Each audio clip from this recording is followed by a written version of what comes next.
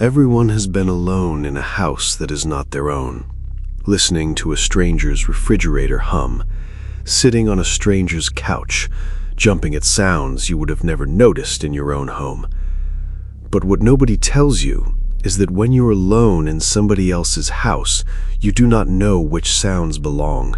You do not know which doors close on their own and which ones do not. You do not know whether the footsteps above your head are the house settling or a person you cannot see.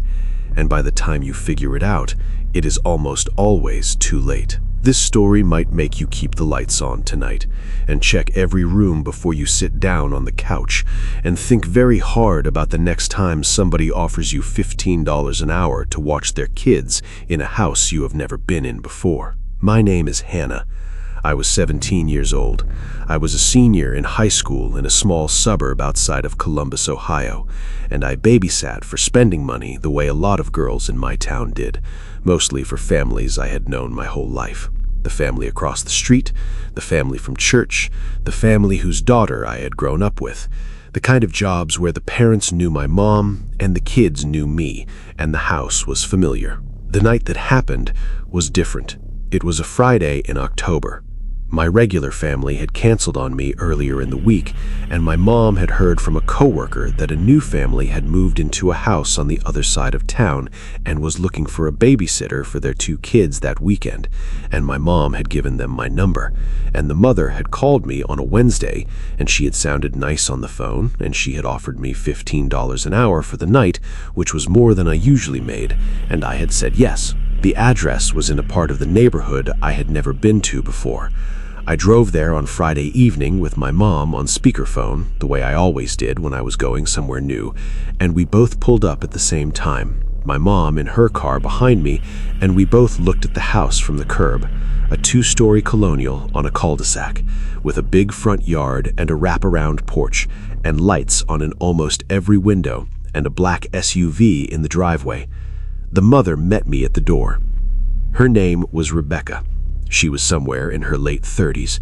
She was dressed for a dinner reservation. She had a kind face, and she introduced me to her husband Greg and to her 2 children, a 6-year-old boy named Lucas and a 4-year-old girl named Mia.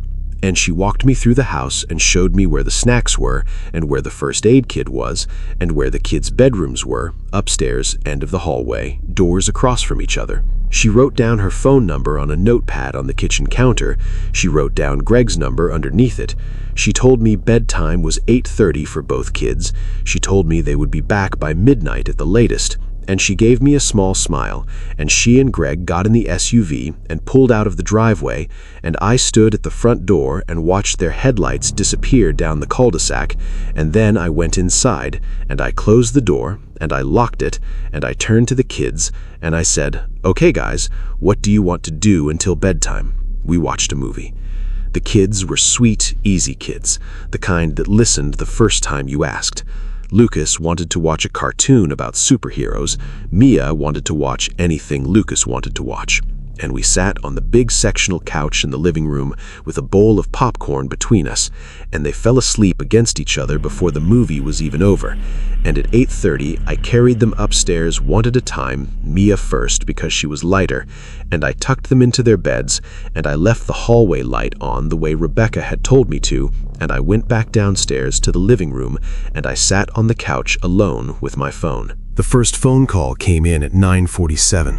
I remember the time because I had just looked at my phone to check how much longer until midnight, and the house phone in the kitchen started ringing. A loud, old-fashioned ring on a landline I had not even noticed when Rebecca had walked me through the kitchen earlier. And I sat up on the couch, and I waited for it to stop, and it kept ringing. And after the 6th ring, I got up, and I walked into the kitchen, and I picked it up. There was nobody on the other end. There was no breathing, no music, no static. Just a clean, dead silence, the way you hear when somebody is holding their hand over the mouthpiece. And I said hello twice, and after the second hello, the line clicked, and the call ended. And I stood there in the kitchen, holding the phone in my hand, and I told myself it was a wrong number. And I put the phone back, and I went back to the living room. The phone rang again 4 minutes later. This time I answered it on the second ring, and this time there was breathing. Slow and steady breathing. The kind of breathing you only notice when somebody is making no effort to hide it. And I said, "Hello," and the breathing kept going. And I said, "Is anybody there?" And a man's voice, low and calm, said, "Are the kids asleep, Hannah?" I dropped the phone. I dropped it back into the cradle on the wall, and I stepped backward away from it like it might bite me. And I stood in the middle of the kitchen with my heart pounding so hard I could feel it in my throat. And I tried to think, very fast, who could possibly know my name? Because Rebecca had not introduced me to anybody, because I had told nobody in town that I was babysitting at this house, because the only people who knew my name and knew I was here were Rebecca, Greg, my mom, and the 2 children asleep upstairs. I picked up my cell phone and I called my mom. She picked up on the second ring, and I told her what had happened, and she was quiet for a second. And then she told me to call Rebecca to tell her what had happened and to ask her what she wanted me to do, because it was her house and her kids. And I told my mom I would call her right back, and I hung up, and I scrolled to the number on the notepad on the counter, and I called Rebecca. Rebecca picked up almost immediately. I could hear the restaurant in the background, the soft hum of conversation and the clinking of glasses. And I told her about the 2 calls, and I told her about the man's voice, and I told her he had used my name. And there was a long pause on the line, and then she said, very carefully, "Hannah, are you sure he said your name?" I told her I was sure. She told me to check all the doors and windows on the first floor to make sure everything was locked. And she told me she and Greg were going to leave the restaurant now and come home.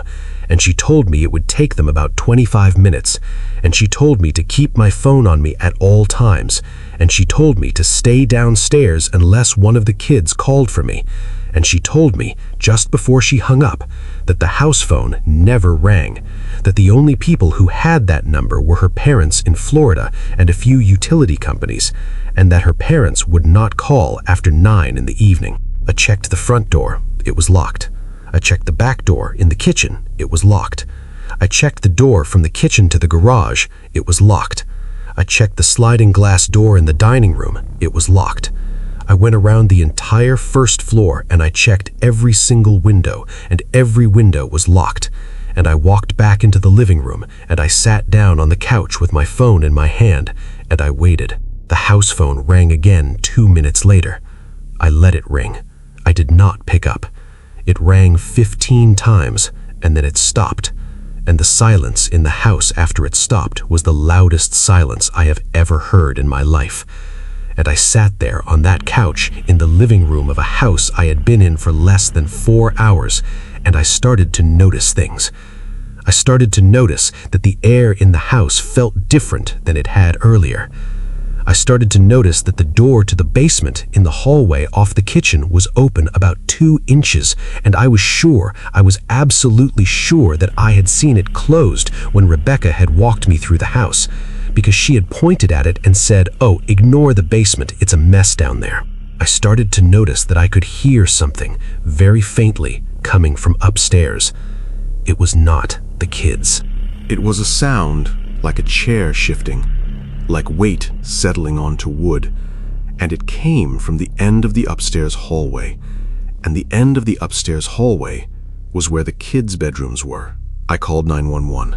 I sat on the couch and I called 911, and I told the dispatcher, in a whisper, that I was babysitting in a house I did not own, that I had received phone calls from a man who knew my name, that the basement door was open when it should have been closed, that I could hear movement upstairs, and that the children I was supposed to be watching were asleep at the end of the upstairs hallway. And the dispatcher told me to stay exactly where I was, not to go upstairs, not to make any sound, and that police were on the way. She stayed on the line with me. She told me, very calmly, that if I could get out of the house safely with the children, that was the best option, but that going up the stairs to get them would put me directly in the path of whoever was up there. I should stay put and wait for the officers to arrive.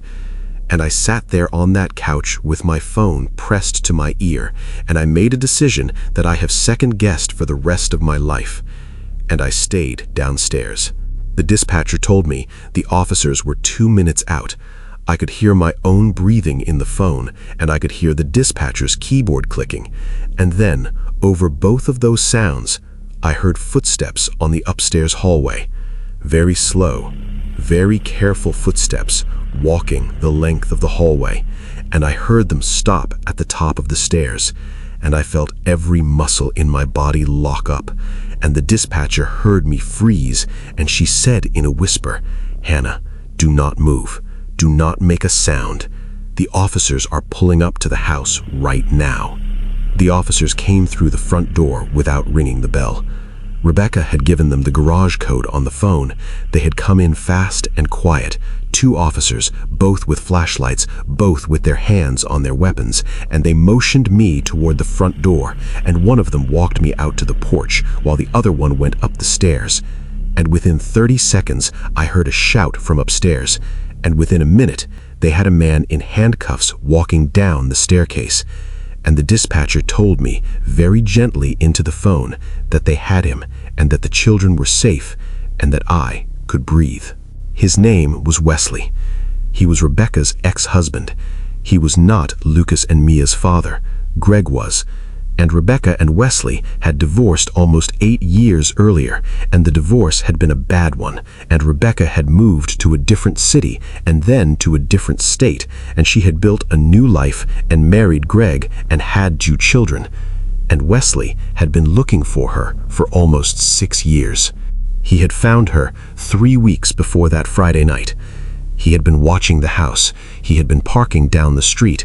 He had been learning Rebecca's schedule, and he had figured out Friday was their date night, and he had broken into the house earlier that day, before I had ever arrived, while Rebecca and Greg had been out running errands, and he had hidden in the basement, and he had been down there for almost 6 hours when Rebecca and Greg had come home. And he had stayed down there while Rebecca had given me the tour, and he had been listening through the basement door when Rebecca had told me my name. He had a list of phone numbers in his pocket when they arrested him. One of them was the house phone. He had been calling from his cell phone in the basement, using the breath and the silence and the sound of his own voice to do what he had come there to do, which was to terrify me out of the house, to get me to grab the kids and run so that he could be alone with Rebecca when she came home. And the only reason none of that happened is that I did not run, and I did not grab the kids, and I did not go upstairs, and I called the police instead. And the police were 2 minutes away. Wesley went to prison. I do not remember the exact charges, but it was a long list of them, and he is still in prison now, almost 10 years later. And Rebecca and Greg and the kids moved out of that house within a month, and I do not know where they went, and I have not spoken to Rebecca since the night. I stopped babysitting after that. I told my mom I was too busy with school. But the real reason is that I could not bring myself to walk into another stranger's house and turn the key in the lock behind me, and I could not bring myself to sit on another stranger's couch and listen to another stranger's house make sounds I did not know the shape of. And I never did it again, not once, not in college, not after. I learned something in that house in Ohio that I want to leave you with tonight. You can lock every door in a house, and you can lock every window in a house, and you can check every closet on the floor where you are sitting, and none of it matters if somebody was already inside the house before you got there, because a house is not safe because the doors are locked. A house is safe because you know who is in it. And when you are a 17-year-old girl sitting on a stranger's couch in a stranger's living room with 2 kids asleep at the end of a hallway you've never walked down, you do not know. You never know. Everyone has spent a sick day at home, lying on the couch in the middle of a Tuesday, listening to a building you only ever hear at night. watching dust drift through sunlight you usually never see. But what nobody tells you is that your apartment makes different sounds at different hours, that the noises you assume are neighbors at 3 in the afternoon might not be neighbors at all, that your home has a rhythm during the day that you have never actually learned. And if somebody else has been studying that rhythm while you have been at work for weeks or months, they will know things about your apartment that you do not, and they will know exactly which sounds you will dismiss and which sounds you will not. This story might make you take the day off tomorrow just to listen and pay attention to which doors creak and which floorboards groan, and notice for the first time how many sounds in your own home you have been ignoring without realizing it. My name is Daniel. I was 34 years old, and I was living alone in a one-bedroom apartment on the 3rd floor of a small 4-story building in a quiet neighborhood in Portland, Maine, working as a senior product manager for a software company. The kind of job that was almost entirely remote 2 days a week and in the office 3 days a week. And the night before that Tuesday, I had come down with the kind of sinus cold that makes you feel like your head is full of wet cement. I called in sick at 6 in the morning. I emailed my team. I drank a glass of orange juice. I took 2 pills, and I went back to bed. And I slept hard until almost 10:30. And when I finally got up, I shuffled out to the living room in sweatpants and a hoodie, and I made a cup of tea, and I lay down on my couch with a blanket and my laptop, and I started a slow, easy day of doing nothing. My apartment was small, but I liked it. A galley kitchen, a small living room with one big window that looked out over the parking lot, a short hallway with a bathroom on the left and the bedroom at the end, and a single closet by the front door, and that was it. Maybe 700 square feet, more than enough for one person. And I had lived there for almost 3 years, and I had never had a single problem. The first thing happened at around 11:15. I was lying on the couch with my eyes closed, half asleep, half listening to a podcast, when I heard a sound that I could not immediately place, a small, soft thump, the kind of sound a heavy book would make if it slid off a shelf, and it was coming from somewhere in the apartment. And I opened my eyes, and I sat up on my elbow, and I listened. The apartment was quiet. I waited for almost a full minute, and the sound did not come again, and I told myself it was the upstairs neighbor, that this building had paper-thin floors, that I heard the upstairs neighbor walk around every single morning. And I lay back down, and I closed my eyes, and within 5 minutes I had forgotten about it. The second thing happened at around 1 in the afternoon. I had gotten up to make myself a piece of toast, and I had wandered into the kitchen, and I was standing at the counter waiting for the toaster when I noticed that the cabinet door above the stove was open. It was the cabinet where I kept my mugs and my drinking glasses, and it was hanging open by maybe 3 inches.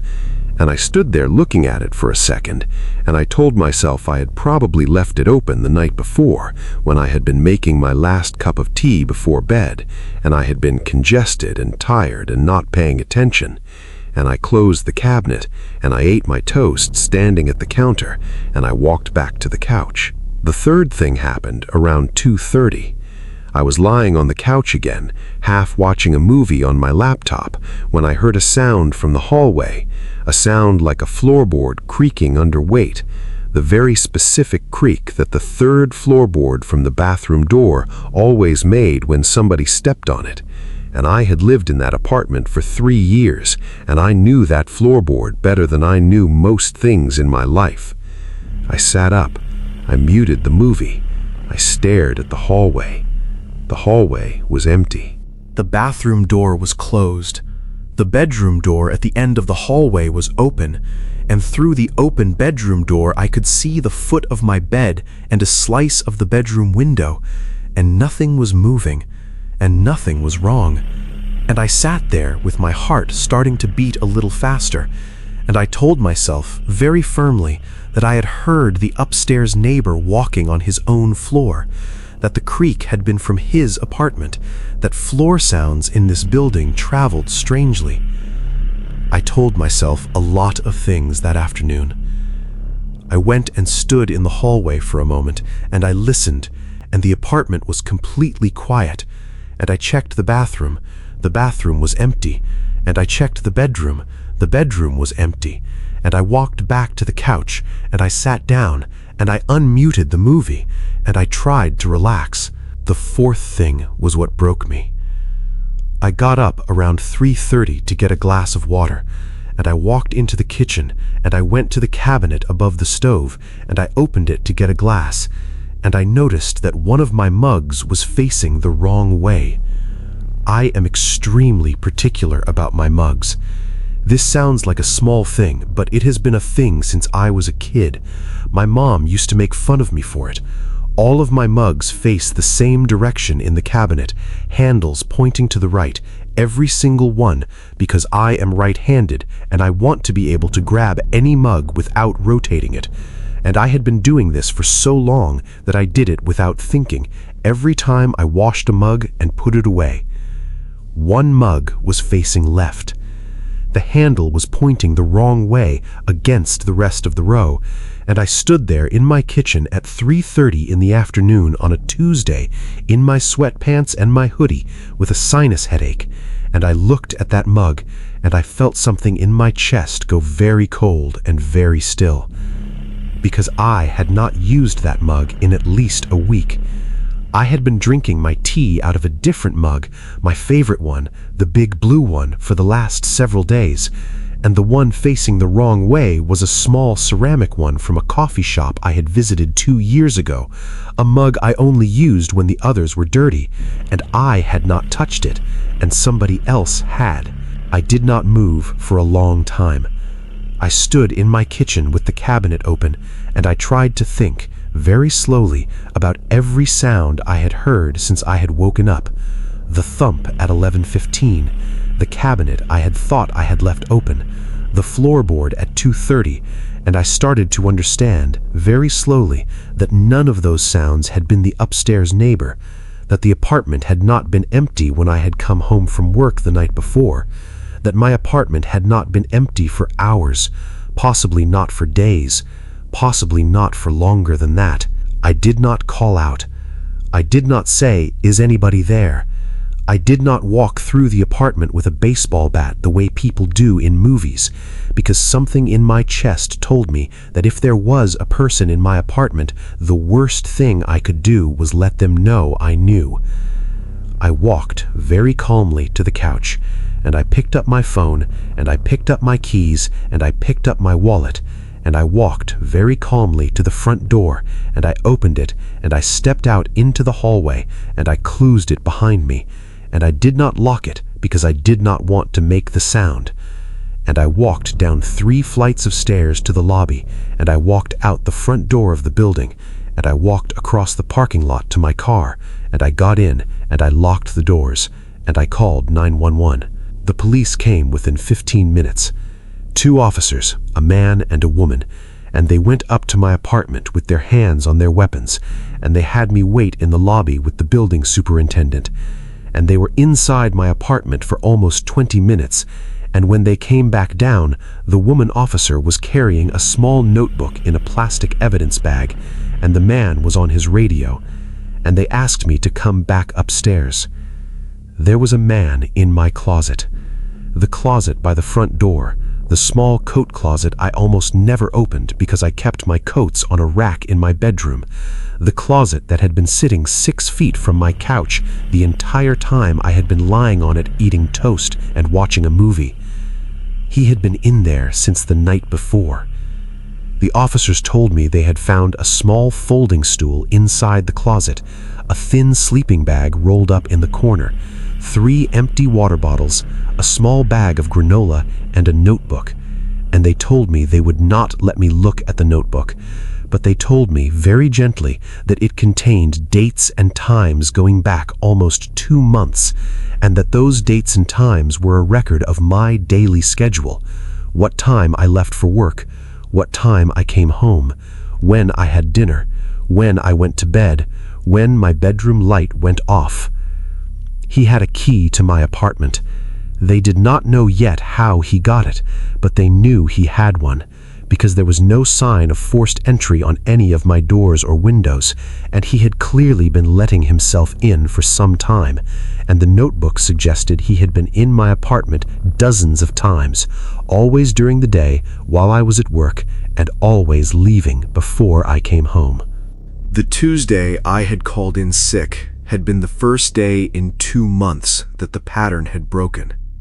He had let himself in that morning before I had ever heard him, because I had been asleep when he had come in, and he had probably been in my apartment for hours before I had even woken up. And when he had realized I was home, he had hidden in the closet by the front door, and he had stayed there, and he had waited, because he could not leave without walking past me on the couch. And he had been planning to wait until I went to bed that night, and then to slip out through the front door while I was asleep, and to never come back to that apartment again. The thumps and the cabinet and the floorboard had all been him. He had been so still for so long that his legs had cramped, the officers told me, and at one point he had shifted his weight, and a water bottle had tipped over, and the cabinet I had thought I had left open had been opened by him in the morning before I woke up, when he had been moving around the kitchen, and the floorboard had been him shifting his weight in the closet. He was an electrician. His name was Marcus. He was 41 years old. He had done a service call in my apartment building 8 months earlier, fixing a wiring issue in the breaker box on my floor. And he had used that service call to make a copy of the master key for the 3rd floor. And he had been letting himself into apartments on my floor for almost a year, mine and one other unit. And the police would later find a similar notebook for a woman named Sarah, who lived 2 doors down from me, who I had said hello to in the hallway 100 times. He took a plea deal. The charges were stacked: breaking and entering, criminal trespass, possession of stolen property, several others. And he is in prison now, and I do not know exactly for how long, and I do not really care, because the thing I think about is not how long he is going to be locked up. The thing I think about is the year before he got caught. I moved out of that apartment within 2 weeks. I did not stay there a single night after the day the police took him out of my closet. I went to a hotel for a week, and I gave my landlord notice, and I paid the lease termination fee, and I moved across town to a building with a fob entry system and a security camera in every hallway, and I had new locks installed the day I moved in, and I keep my coats in my bedroom, and I do not have a closet by the front door. I learned something on that Tuesday afternoon in Portland that I want to leave you with tonight. When you are alone in a place that you think of as yours, you are not really alone. You are alone with every assumption you have ever made about that place, every sound you have learned to ignore, every cabinet you have always thought you left open, every floorboard you have always thought was somebody else. And the truth is that you do not actually know your own home as well as you think you do. You know the version of your home that has always been safe. You have never met the other version. And there are people in this world who have decided that the other version, the version where you are not paying attention, the version that exists between the cabinets you do not open and the closets you do not check, is where they get to live now, quietly, patiently, until you finally call in sick on the wrong day, and you walk into your own kitchen and you notice that one mug is facing the wrong way. That is the day you find them, or, more often, the day they find you first. My parents went away for the weekend, and I found out on Sunday morning. We had never been alone. Everyone remembers the first weekend their parents went away and left them home. The strange grown-up feeling of locking the front door behind them. The quiet that settles over a house that is suddenly yours. But what nobody tells you is that an empty house is not actually empty just because your parents drove away. That a house has rooms you never go into, closets you have not opened in years, an attic you have not climbed up to since you were 12, a crawl space under the back deck that you don't even remember exists. And if somebody has been quietly waiting for that weekend, for that exact moment when the garage door closes and your parents pull out of the driveway, they will already know every one of those places, and they will know them better than you do. This story might make you check every room in your house before bed tonight and look in the closets you haven't looked in a year. And think very carefully about what kind of trust you place in the four walls you grew up in. My name is Claire.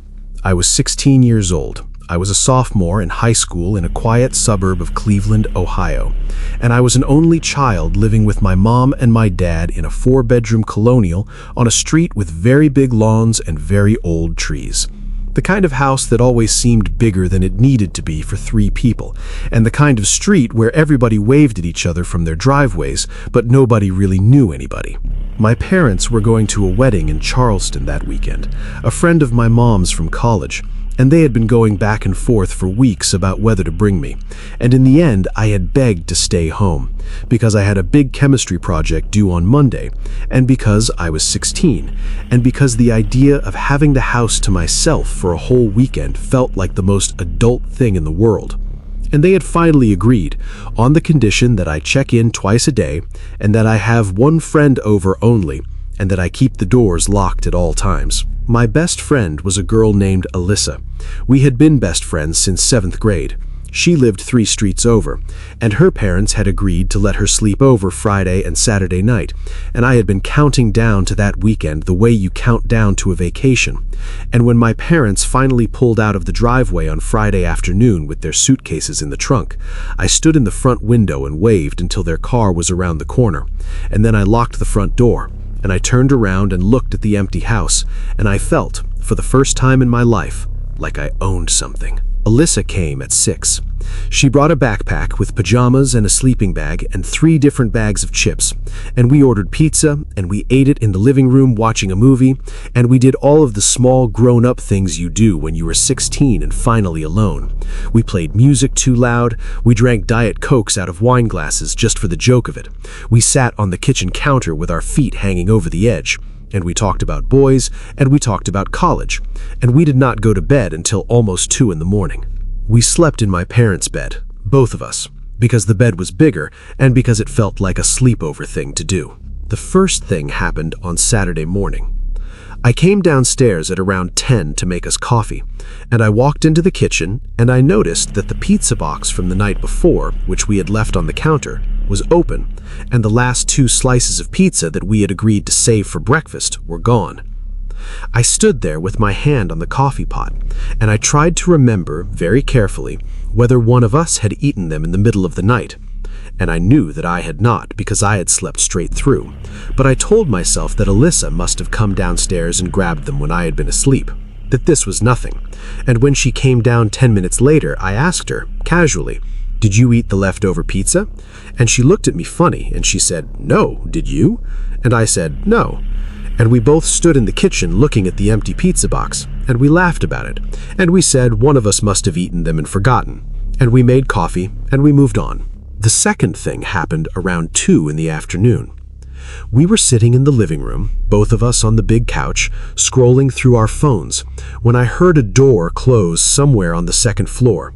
It wasn't loud, it wasn't slammed, it was the soft thump of a door pushing into a frame, and we both looked up at the ceiling at the same time. And Alyssa said, "What was that?" And I said, "That was a door."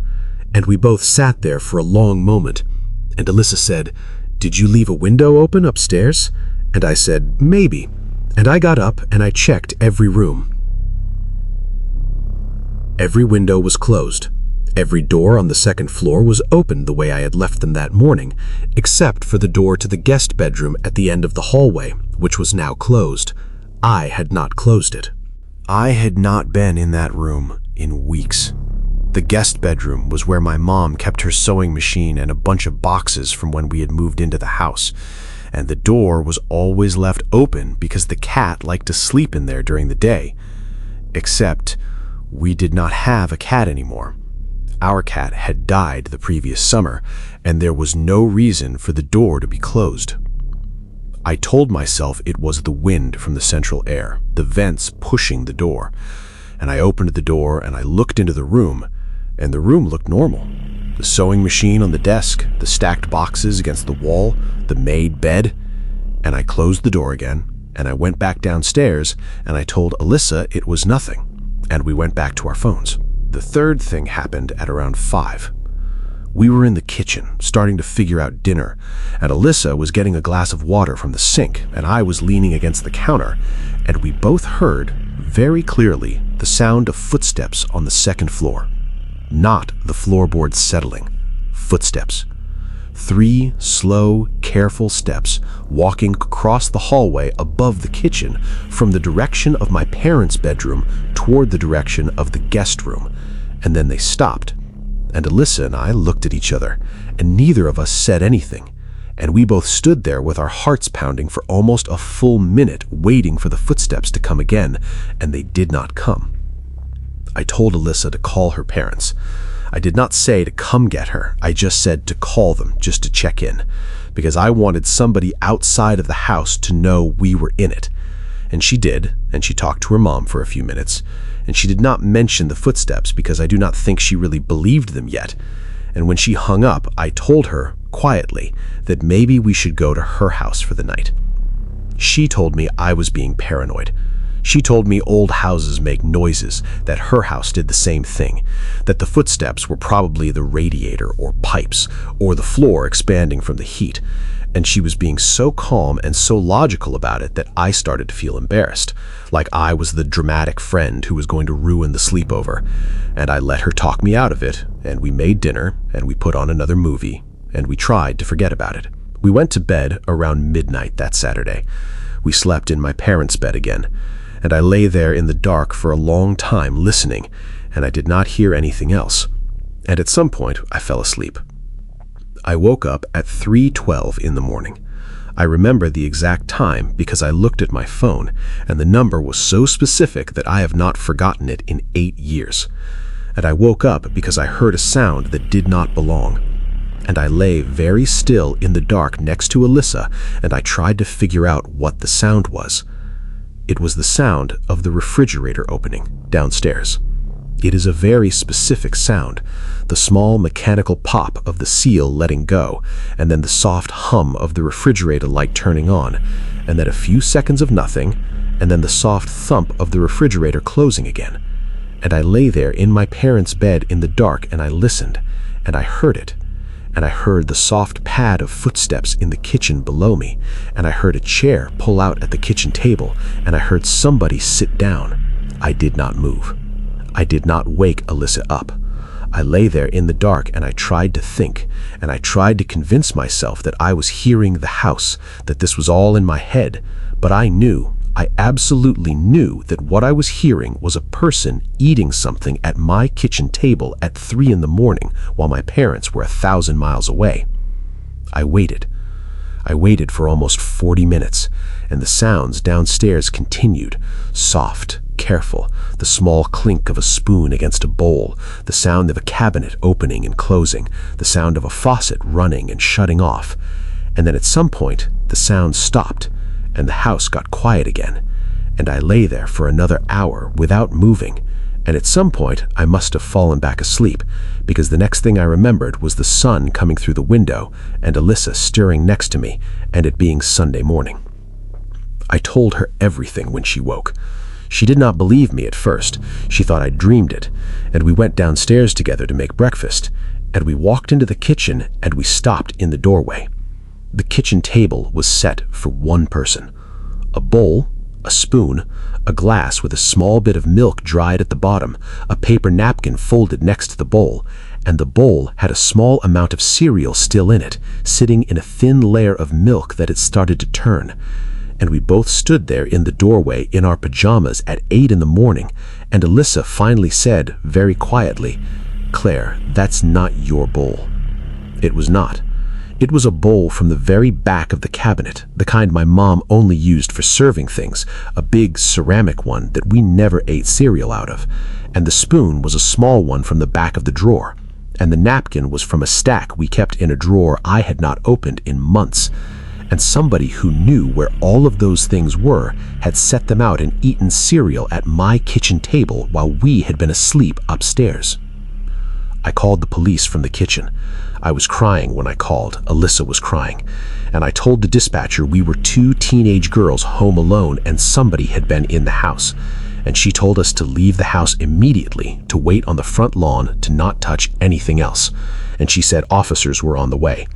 And we did not even change out of our pajamas. We just grabbed our phones and we ran out the front door and we stood barefoot on the wet grass at the end of the driveway and we waited. The police came within 10 minutes. 2 cruisers, 4 officers, and they had us wait in the back of one of the cruisers while they went through the entire house. And they were inside for almost 40 minutes. And when one of them came back out, an older officer with gray hair and a very calm face, he sat down sideways in the driver's seat of the cruiser and he turned to look at us in the back. And he told us very gently that there was nobody in the house right now, but that there had been somebody in the house, and that they had been there for a long time, and that I needed to be brave for the next part. He took us into the house, and he walked us upstairs. He took us to the door of my parents' bedroom where we had been sleeping, and he opened the closet door, the big walk-in closet my mom kept her clothes in, and he pointed to the back of the closet. Behind a row of my mom's winter coats, there was a small access panel my parents had never used, a panel that led into a small triangular crawl space above the garage that was technically part of the house's HVAC system, and the panel was open. And somebody had been living in that crawl space. There was a small camping mat. Inside, there was a sleeping bag, 2 pillows, a small battery-powered lantern, a phone charger plugged into an outlet that I had not even known existed inside the wall, a pile of empty wrappers, a stack of paperback books, and on a small folded piece of cardboard, like a makeshift shelf, there was a row of photographs. They were photographs of my family. Not photographs taken by somebody from far away, not stalker photos. They were our family photos, the ones from the photo albums my mom kept in the living room. Somebody had pulled photographs out of our albums and put them on a shelf in the crawl space.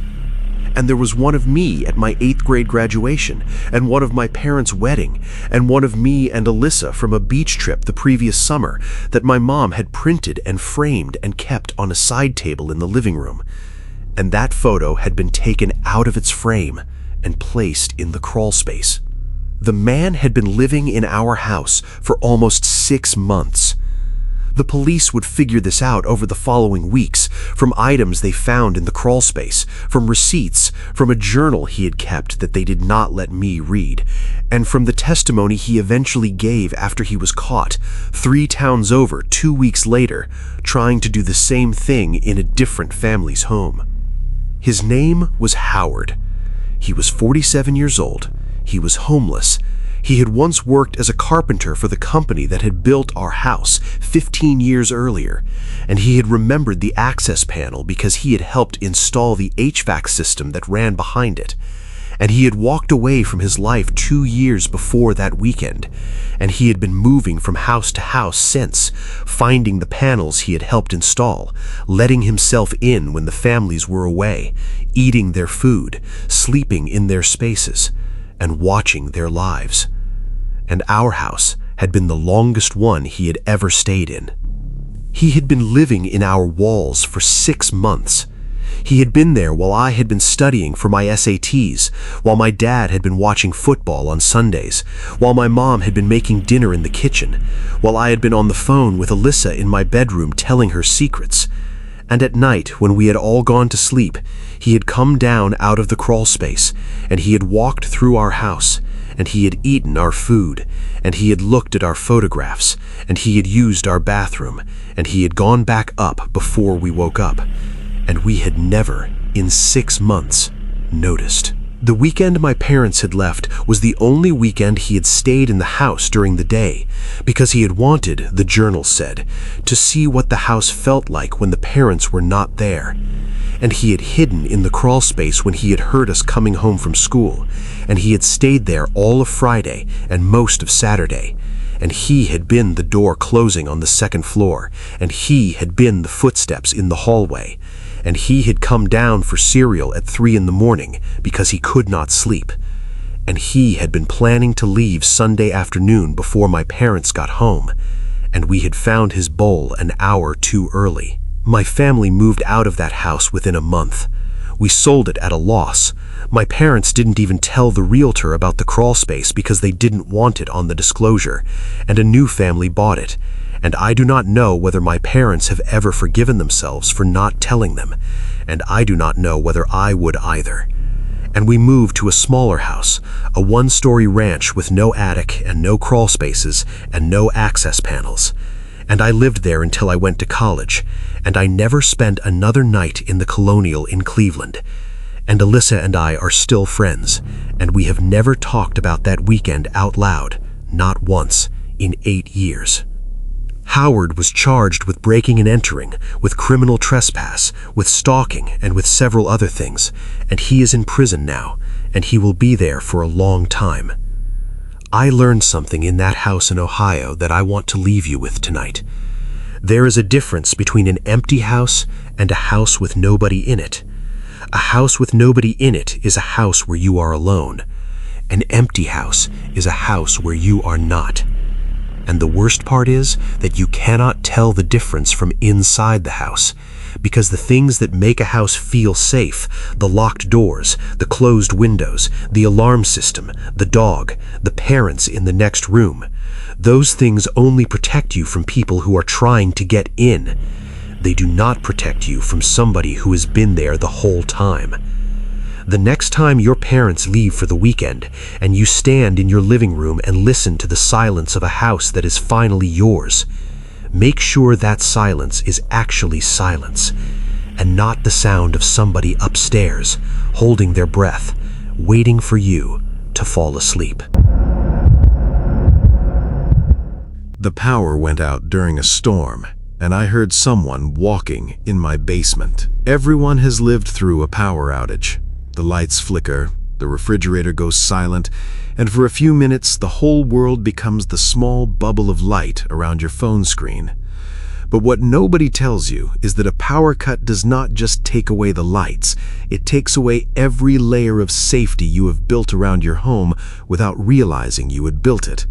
The security system that needs Wi-Fi, the cameras that need power, the lamp by the front door that makes a person hesitate, the porch light that turns on when somebody steps onto the walkway, all of it gone in a single second. And if somebody has been waiting for that exact second, they are no longer waiting, they are walking. This story might make you buy a flashlight tonight and put it next to your bed and think very carefully about how much of your safety depends on the lights staying on. My name is Rachel. I was 28 years old. I was renting a small 2-bedroom house in a wooded neighborhood on the outskirts of Asheville, North Carolina, working as a freelance editor, living alone, and the night this happened was a Tuesday in late August, and there had been severe thunderstorm warnings on my phone all afternoon, and the sky outside my office window had been the color of an old bruise since about 4 in the afternoon. The storm hit around 7:30. It hit hard, the way August storms in the Carolinas sometimes do. Sheets of rain against the windows, thunder that rattled the silverware in the kitchen drawer, lightning so bright it lit up the backyard in slow strobes. And I made dinner on the stove and ate it standing at the counter, because I always loved a storm, and I had the windows cracked just enough to smell the rain on the cement, and I felt good, and I felt cozy, and I felt safe. The power went out at 8:19. The house went black all at once.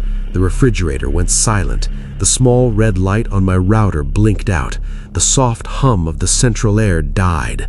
And the only sound in the entire house was the rain on the roof and the wind in the trees outside. And I stood there in the kitchen for a moment, letting my eyes adjust. and then I pulled out my phone and I turned on the flashlight. I was not afraid yet. Power went out all the time in that neighborhood during summer storms. I had been through maybe 6 or 7 outages since moving in, and they usually came back within an hour or two, and I had a routine. I would light a few candles, I would pull out a book, I would wait it out. And so I went into the living room with my phone flashlight pointing at the floor, and I lit 2 candles on the coffee table, and I sat down on the couch, and I picked up the book I had been reading, and I started to read. The first footstep happened about 6 minutes later. It came from below me. It came from the basement. I have lived in that house for almost 2 years. I knew that house. I knew the basement. I knew that the basement was an unfinished one. Concrete floor, exposed beams, a washer and dryer in one corner, a furnace in another, and a single set of wooden stairs that came up into the kitchen. And the door at the top of those stairs had a small twist lock that I always kept locked because the basement creeped me out, because I did not like the idea of an unfinished space connected to my house, and because my landlord had told me once that there was an old storm cellar door on the outside of the house that had not been used in decades. The basement was supposed to be empty. I sat on the couch in the candlelight with the book open in my lap, and I listened. And I waited, and I told myself it had been the house settling, or the storm pushing against the foundation, or a tree branch hitting the side of the house. And then I heard it again. A footstep, then another one, then another, and another, and they were not the random settling sounds of an old house. They were the deliberate weight of a person walking on a concrete floor. Slow, careful footsteps, walking from the direction of the storm cellar door towards the direction of the basement stairs. I sat very still. I held my breath. I felt my whole body go cold, and the candlelight in front of me suddenly seemed like the most dangerous thing in the house, because it was telling whoever was down there exactly where I was sitting. And I leaned forward very slowly, and I blew out the 2 candles. The footsteps reached the bottom of the basement stairs. They stopped. I sat on the couch in total darkness, my phone in my hand with the flashlight off, the rain hammering on the roof, the thunder rolling in the distance, and I listened, and I tried to think, and I tried to remember exactly where my car keys were, and exactly where the front door was in relation to where I was sitting, and exactly how loud the front door was when you turned the deadbolt, and I tried to plan the next 60 seconds of my life. My car keys were in a small ceramic bowl on the table by the front door. The front door was maybe 15 feet from where I was sitting. I would have to stand up, walk around the coffee table, cross the living room, pass through the small foyer, grab the keys, turn the deadbolt as quietly as I could, open the door, step outside, and run for my car, which was parked in the driveway about 30 feet from the front porch, and I would have to do all of it in the dark, with rain pouring down, and with somebody at the bottom of my basement stairs who I had to assume was about to come up. The basement door has a twist lock. I had locked it that morning. I had not unlocked it since, but I had also not checked it since, and I did not know whether the lock would hold against somebody pushing it from the basement side, and I did not know whether the lock had ever even worked properly, and I sat in the dark and I tried to remember if I had ever actually tested it, and I realized I had not, that I had assumed the lock worked the way I had assumed everything in that house worked, because nothing had ever been wrong before. The footsteps started again. They started up the basement stairs.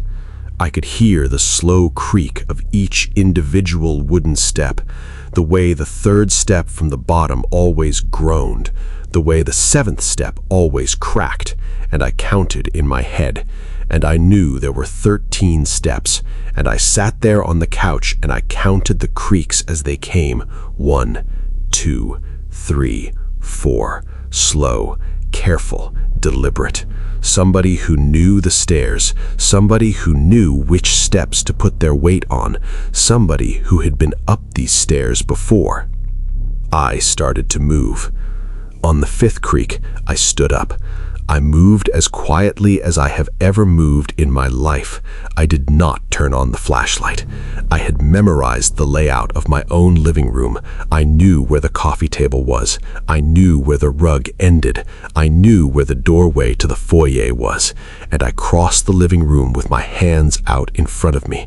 And I bumped the doorframe of the foyer with my shoulder, and I felt my way along the wall. On the eighth creak, I reached the small table by the front door. My fingers found the ceramic bowl, and they found the keys, and I closed my fist around them so they would not jingle, and I reached for the deadbolt with my other hand, and I felt the cold metal, and I turned it as slowly as I could, and the deadbolt clicked back, and the click was the loudest sound I have ever heard in my life. The footsteps stopped. They had been on the 11th step. There was a long second of total silence in my house, the kind of silence you can hear, the kind of silence that has a person inside it. And then the footsteps started again, but they were faster now, 2 more creaks fast, and I heard the basement door handle turn at the top of the stairs, and I heard it click against the twist lock, and I heard the door push, and I heard the door push harder, and I yanked open the front door, and I ran. I ran out into the storm in just a t-shirt and pajama pants and bare feet. The rain hit me like a wall. The wind nearly took the front door out of my hand, and I sprinted across the wet grass of my own front yard toward my car, and I hit the unlock button on the key fob, and the headlights of my car flashed once in the rain, and I yanked open the driver's door, and I threw myself inside, and I slammed the door behind me, and I hit the lock button so hard I think I bent the plastic. I started the engine. I threw the car into reverse. I looked at my house for 1 second through the windshield wipers, and I saw the front door of my house standing open behind me. And I saw, in the dark rectangle of that open doorway, a shape, a tall shape, standing in my foyer, just standing there. And then the shape stepped back into the dark, and I could not see it anymore. And I backed out of the driveway so fast I hit the mailbox at the end of it, and I drove.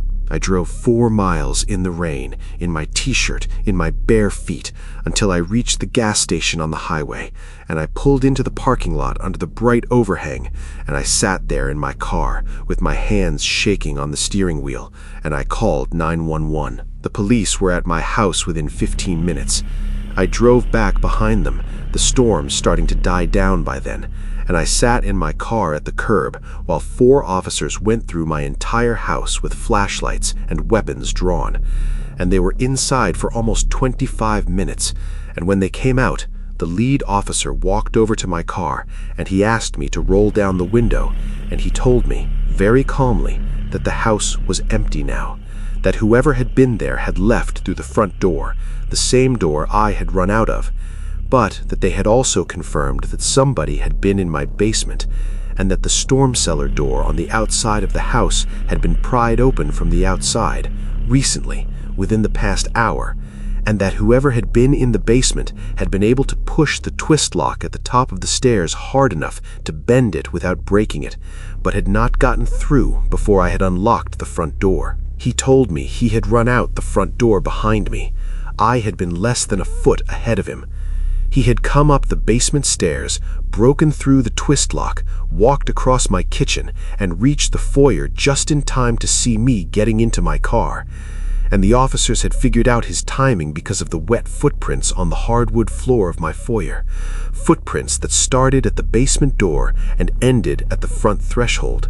And they were a man's boot prints, size 12, and there were prints leading out across the wet grass of my front yard in a different direction from mine, heading toward the tree line at the back of the property. He was not caught that night.